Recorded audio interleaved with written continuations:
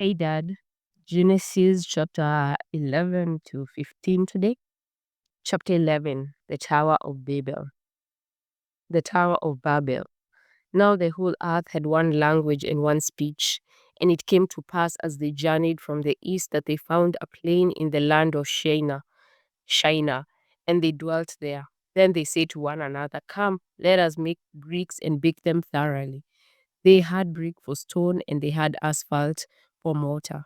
And they said, Come, let us build ourselves a city and a tower whose top is in the heavens. Let us make a name for ourselves, lest we be scattered abroad over the face of the whole earth. But the Lord came down to see the city and the tower which the sons of men had built. And the Lord said, Indeed, the people are one, and they all have one language. And this is what they begin to do. Now, nothing that they propose to do will be withheld from them. Come, let us go down and there confuse their language, that they may not understand one another's speech. So the Lord scattered them abroad from there over the face of all the earth, and they ceased building the city. Therefore its name is called Babel, because there the Lord confused the language of all the earth, and from there the Lord scattered them abroad over the face of all the earth. Shem's descendants. This is the genealogy of Shem.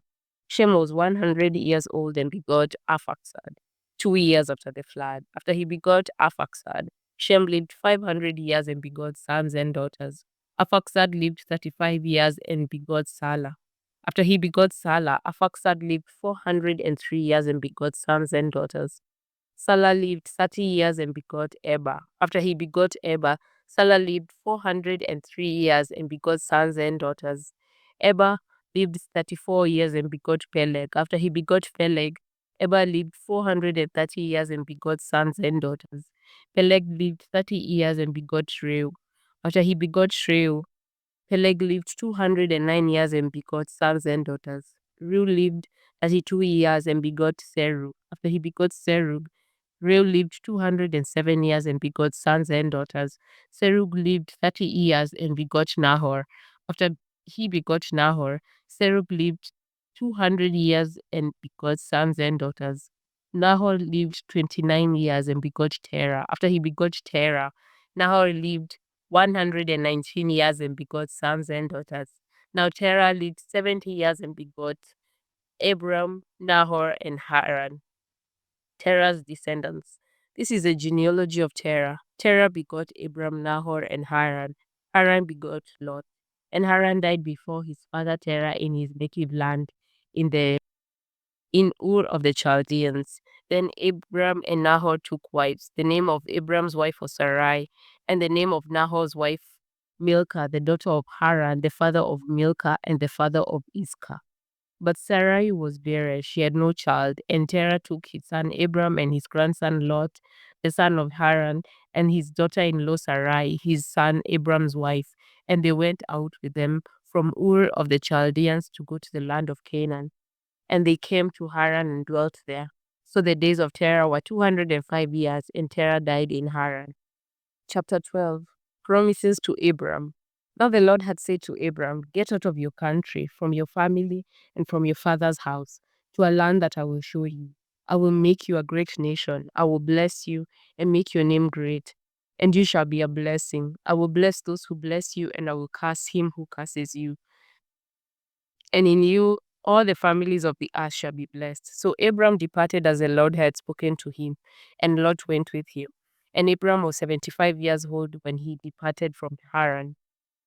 Then Abram took Sarai his wife, and Lot his brother's sons, and all their possessions that they had gathered, and the people whom they had acquired in Haran, and they departed to go to the land of Canaan.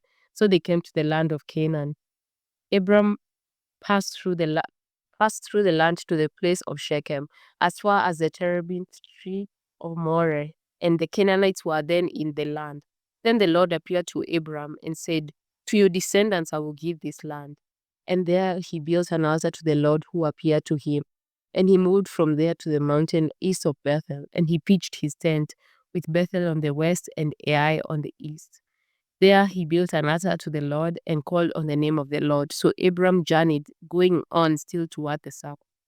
Abram in Egypt. Now there was a famine in the land, and Abram went down to Egypt to dwell there, for the famine was severe in the land. And it came to pass when he was close to entering Egypt that he said to Sarai his wife, "Indeed, I know that you are a woman of beautiful countenance.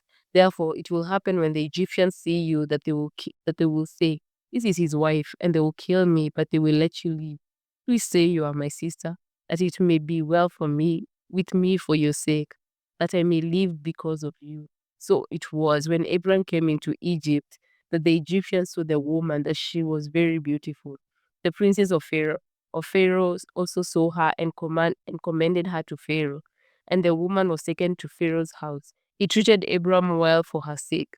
He had sheep, oxen, male donkeys, male and female servants, female donkeys, and camels. But the Lord plagued Pharaoh and his house with great plagues because of Sarai, Abram's wife. And Pharaoh called to Abram and said, "What is this you have done to me? Why did you not tell me that she was your wife? Why did you say she is my sister? I might have taken her as my wife. Now, therefore, here is your wife. Take her and go your way." So Pharaoh commanded his men concerning him, and they sent him away with his wife and all that he had. Rude that Abraham didn't even apologize for what he did, unless it wasn't written. That was so rude. Anyway, chapter 13. Abram inherits Canaan. Then Abram went up from Egypt, he and his wife and all that he had, and Lot with him to the south. Abram was very rich in livestock and in silver and in gold. And he went on his journey from the south as far as Bethel, to the place where his tent had been at the beginning between Bethel and Ai, to the place of the altar which he had made there at first. And there Abram called on the name of the Lord. Lot also, who went with Abram, had flocks and herds and tents. Now the land was not able to support them, that they might dwell together, for their possessions were so great that they could not dwell together. And there was strife between the herdsmen of Abram's livestock and the herdmen of Lot's livestock. The Canaanites and the Perizzites then dwelt in the land. So Abram said to Lot, "Please let there be no strife between you and me, and between my herdsmen and your herdsmen, for we are brethren. Is not the whole land before you? Please separate from me. If you take the left, then I'll go to the right, or if you go to the right, then I'll go to the left." And Lot lifted his eyes and saw all the plain of Jordan, that it was well watered everywhere before the Lord destroyed Sodom and Gomorrah, like the garden of the Lord, like the land of Egypt as you go towards Zoar. Then Lot chose for himself all the plain of Jordan, and Lot journeyed east, and they separated from each other. Abram dwelt in the land of Canaan, and Lot dwelt in the cities of the plain, and pitched his tent even as far as Sodom. But the men of Sodom were exceedingly wicked and sinful against the Lord. And the Lord said to Abram, after Lot had separated from him, lift your eyes now and look from the place where you are, northward, southward, eastward, and westward. For all the land which you see, I give to you and your descendants forever. And I will make your descendants as the dust of the earth, so that if man could number the dust of the earth, then your descendants also could be numbered.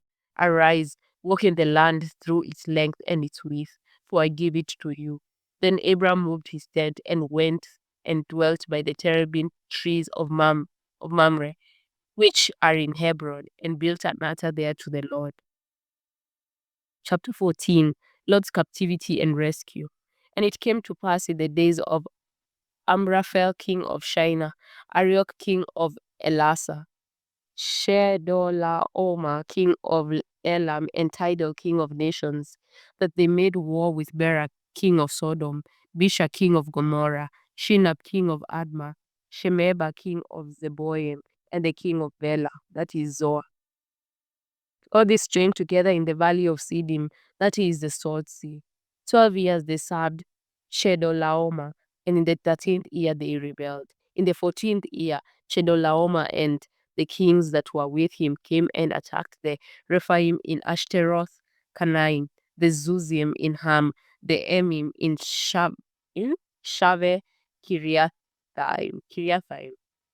okay, and the Horites in the mountain of Seir, as far as El Paran, which is by the wilderness. Then they turned back and came to En Mishpat, that is Kadesh, and attacked all the country of the Amalekites, and also the Amorites who dwelt in Hazazon Tamar. And the king of Sodom, the king of Gomorrah, the king of Admah, the king of Zeboim, the king of Bela, that is Zoar, went out and joined together in battle in the valley of Siddim against Chedorlaomer, king of Elam, Tidal, king of nations, Amraphel, king of Shinar, and Arioch, king of Elasa. 4 kings against 5. Now the valley of Siddim was full of asphalt pits, and the king of Sodom and Gomorrah fled. Some fell there, and the remainder fled to the mountains. Then they took all the goods of Sodom and Gomorrah and all their provisions, and went their way. They also took Lot, Abram's brother's son, who dwelt in Sodom, and his goods, and departed. Then one who had escaped came and told Abram the Hebrew, for he dwelt there. He dwelt by the terebinth trees of Mamre, and the Amorite, Mamre the Amorite, brother of Eshcol and brother of Aner, and they were allies with Abram. Now when Abram heard that his brother was taken captive, he armed his 318 trained servants who were born in his own house, and went in pursuit as far as Dan. He divided his forces against them by night, and he and his servants attacked them and pursued them as far as Hobah, which is north of Damascus. So he brought back all the goods, and also brought back his brother Lot and his goods, as well as the women and the people. And the king of Sodom went out to meet him at the valley of Shaveh, that is the king's valley, after his return from the defeat of Chedorlaomer and the kings who were with him. Abram and Melchizedek. Then Melchizedek, king of Salem, brought out bread and wine. He was a priest of God Most High. And he blessed him and said, Blessed be Abram of God Most High, possessor of heaven and earth. And blessed be God Most High, who has delivered your enemies into your hand. And he gave him a tithe of all. Now the king of Sodom said to Abram, Give me the persons and take the goods for yourself. But Abram said to the king of Sodom, I have raised my hand to the Lord, God Most High, the possessor of heaven and earth, that I will take nothing, from a thread to a sandal strap, and that I will not take anything that is yours, lest you should say, I have made Abram rich, except only what the young man have eaten, and the portion of the men who went with me, Aner, Eshcol, and Mamre. Let them take their portion. Chapter 15, God's covenant with Abram. After these things, the word of the Lord came to Abram in a vision, saying, Do not be afraid, Abram. I am your shield, your exceedingly great reward. But Abram said, Lord God, what will you give me, seeing I go childless, and the heir of my house is Eliezer of Damascus? Then Abram said, Look, you have given me no offspring. Indeed, one born in my house is my heir. And behold, the word of the Lord came to him, saying, This one shall not be your heir, but one who will come from your own body shall be your heir. Then he brought him outside and said, Look now toward heaven and count the stars, if you are able to number them. And he said to him, So shall your descendants be. And he believed in the Lord, and he accounted it to him for righteousness. Then he said to him, I am the Lord who brought you out of Ur of the Chaldeans to give you this land to inherit it. And he said, Lord God, how shall I know that I will inherit it? So he said to him, Bring me a 3-year-old heifer and a 3-year-old female goat, a 3-year-old ram, and a turtle dove, and a young pigeon. Then he brought all this to him and cut them in two, down the middle, and placed each piece opposite the other, but he did not cut the birds into two. And when the vultures came down on the carcasses, Abram drove them away. Now when the sun was going down, a deep sleep fell on Abram, and behold, horror and darkness fell upon him.